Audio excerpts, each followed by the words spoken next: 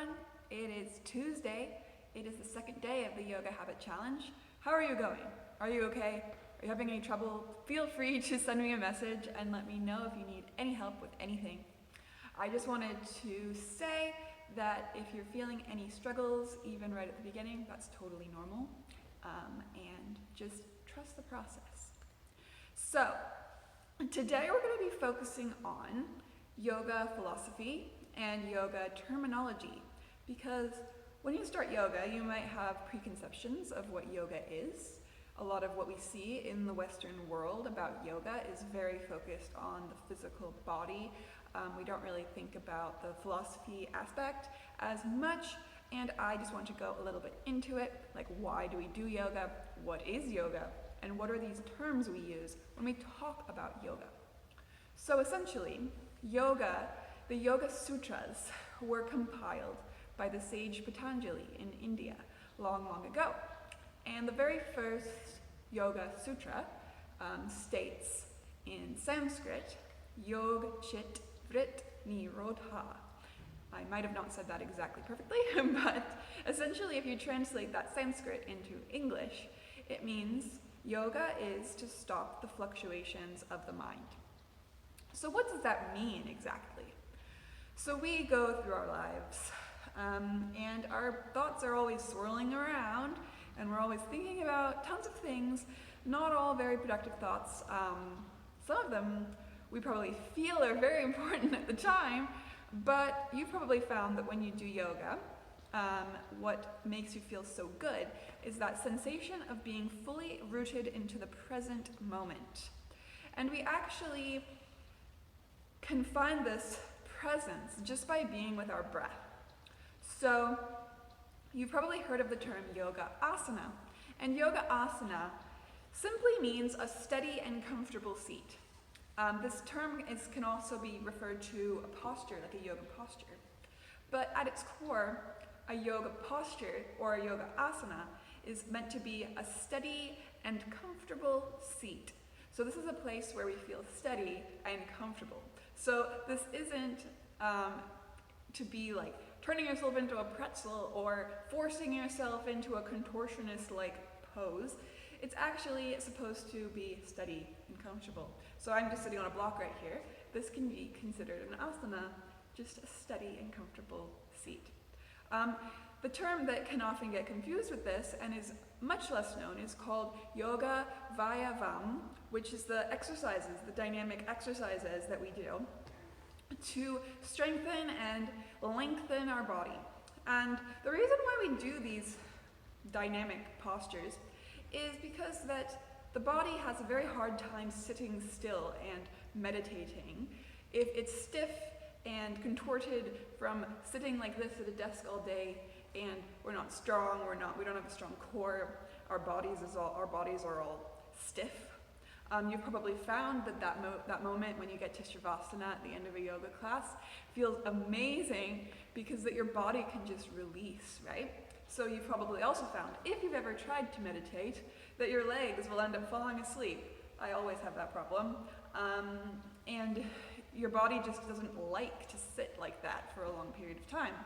And these people who, long ago in India, created yoga, discovered that this practice of movement really strengthened and lengthened the body so it could find that steady and comfortable seat, or asana, that allows you to stop the fluctuations of your mind. So in yoga, we want to try to clear our mind. And how do we do this? One way of doing this is through the breath. So focusing on our breath while we practice just roots us into the present moment and allows us to feel like we're in our bodies. We're not focusing on what we ate for breakfast, what we're supposed to be doing tomorrow. It allows us to be present. And the type of breath that you can use when you practice yoga is called Ujjayi breath. And this could be a bit of a confusing thing to try out, but I highly recommend trying it. You basically just constrict the back of your throat just a little bit so your breath makes a sound. And if that feels too annoying, just try to breathe deeply. I'll just demonstrate an Ujjayi breath. It's like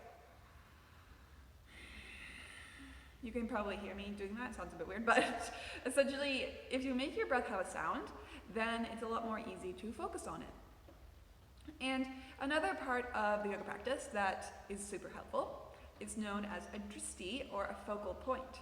So I always use dristi when I teach a tree pose, where you are standing on one foot, because finding that dristi point of focus is really helpful to finding balance. And I like how philosophical and woo-woo this is, but essentially that is applicable off the mat as well. If we have a point of focus, if we know what we want, if we are focusing on one thing and one thing only at a time, it's a lot more easy to find balance in our life and to be in this moment and to not be like floating around in our head. So that's essentially the main, deepest part of philosophy that I just wanted to, the base part of philosophy that I wanted to introduce to you today is just that the whole point of yoga, the first pillar of yoga, what is yoga? It is to stop the fluctuations of the mind. So that's another thing. When we're coming through this week of yoga, we're trying to practice every day. The point of yoga isn't to practice for a whole hour and get super, super sweaty and feel spent at the end, even though I actually really enjoy that type of yoga as well. And it's totally great if you like that too, but if it's not for you, that's also great, because the whole point of yoga is to stop the fluctuations of our mind, be in the present moment. So just sitting on our mat and being in this moment, focusing on our breath, and just not allowing all of those monkey mind thoughts to take us out of that is the point of yoga. And another side note on that is that we are human beings.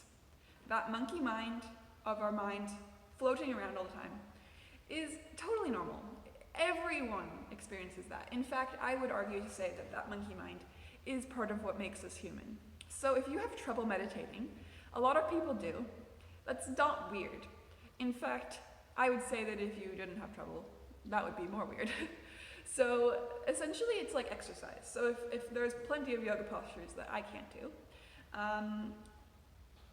and it's only through practice that we find more balance and more awareness of our body, so we can do these crazy poses. And meditation, being in the present moment, stopping those fluctuations of our mind, is the same way. You might have a moment where you feel that beautiful feeling of being present. And then it goes away, you're thinking about all the issues you're facing in your life.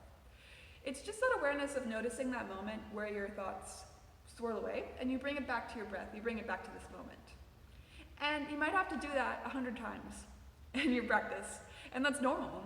It's just a practice of being okay with that humanity, that crazy monkey mind you have, and just coming back to this moment again, and being patient with yourself. Because I would say this is another big, big thing, is that we can be so mean to ourselves, so mean. And it's really important to be kind to ourselves when we're starting something new like a yoga practice or anything in life. It can seem like we need to beat ourselves up when we fail.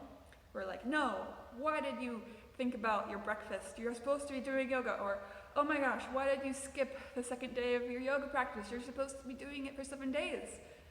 Forgive yourself. Forgive yourself instantly. It's so much more effective to be kind to yourself and honor your humanity, honor your imperfections, and then just start again.